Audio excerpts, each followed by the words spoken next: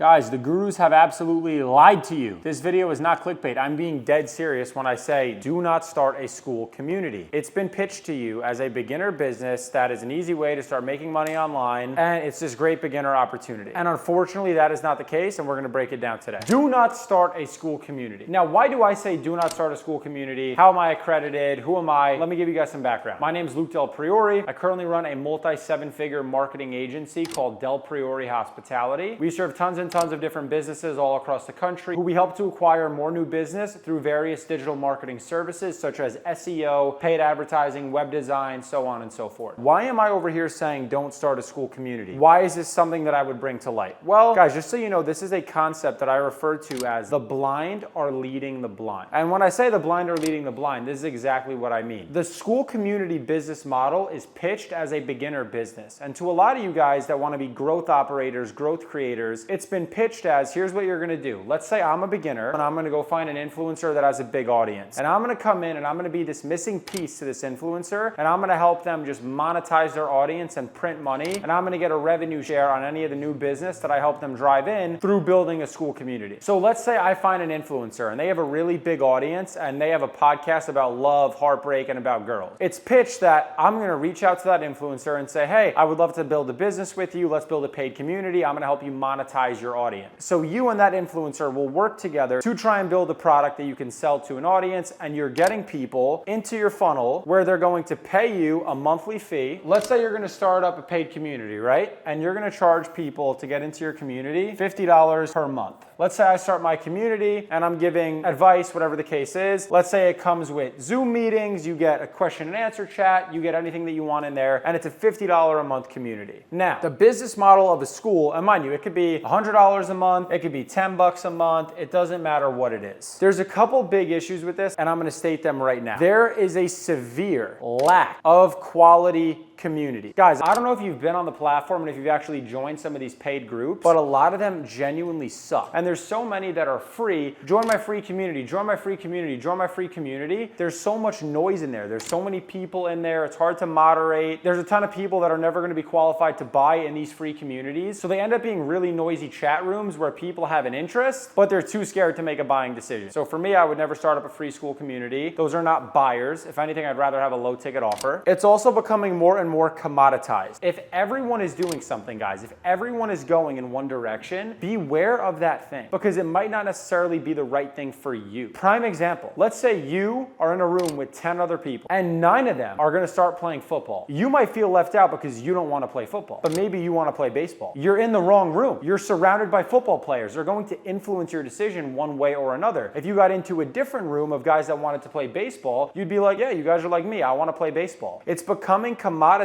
because everyone is going in for the same business. And when an influencer is building an audience and they're driving traffic, obviously the goal is to drive traffic to something so someone will buy. When everyone is driving traffic to the same thing, which is this community style platform where it's X amount of dollars per month, all of your entire audience is going to start to know what you're trying to do. And now you're building a lack of trust with your audience. So now your whole audience knows, hey, they're creating all this content, they're creating these free courses, whatever they're creating, just to try to push me into their paid community where I get the rest of the information. And no one likes that. People like people that are transparent and that are honest up front, and I'm personally not a fan of this shit myself. Another thing, know where you're at. Guys, when I was saying it's the blind leading the blind, how am I, as a beginner in business that has never monetized an audience a day in my life, going to reach out to an influencer that has an audience and say, I'm going to help you make money with your audience and build you this program and build you this community? I don't have experience doing that. It's not something that I've ever done. I've never done marketing for a real company. I've never done sales for a real company. I don't even have a foot to stand on. I'm just some 16-year-old kid in my mom's basement saying, oh, I want to build a Skool community for you. And unfortunately, you're going to get sniffed out. You're not taking things one step at a time. You're not going through the same processes that all of your favorite influencers fucking went through. Hold on. Alex Hormozi was a salesperson in his own gym, building real company. He has equity in Skool. And I love Hormozi. I love Alex Hormozi. But this is not good for beginners because the quality of a product that an influencer that doesn't know how to monetize an audience and some random kid that doesn't know how to monetize an audience either are going to put together are going to be trash. And then people are going to buy this trash product, and then it leads to another issue. Churn. You guys are going to churn all the customers that you get. As you start getting people into your community, let's say maybe you're a lucky bastard. You get 10 people, right? And they pay you your $97 a month. Okay, okay? Now you're making $970 a month, okay? You're like, whoa, I'm gonna get piss rich. I'm making $970 a month, woohoo. What happens next month when they all leave because your product is ass? You ever think about that? So churn rate is gonna be ridiculously high too because you guys are not building out quality fucking products, okay? It's also, in my opinion, a lazy business. How many people have you seen on the internet that have literally said, I shut down my agency to start a paid community. I shut down my coaching business to start a paid community. I shut down my this business to start a community. You know why they're doing that? In every business, there's what I call a breaking point. Mind you, I'm an agency owner, so I own a marketing agency and we do SEO for businesses. My business is harder to scale. It is harder to scale than a paid community, but it is a better business than a paid community because my company has more longevity. We provide a real service. We have real testimonies from happy clients that we work with. It is a hard business to build. And because it's a hard business to build, we get paid significantly more than the guys that just want to build a paid community and try to print money. No one wants to be on the opposite end of that. So here's what I mean. Let's say I'm here building my marketing agency, right? And let's say I build up to 10 clients and I'm at 10 clients and I'm like, holy shit, we are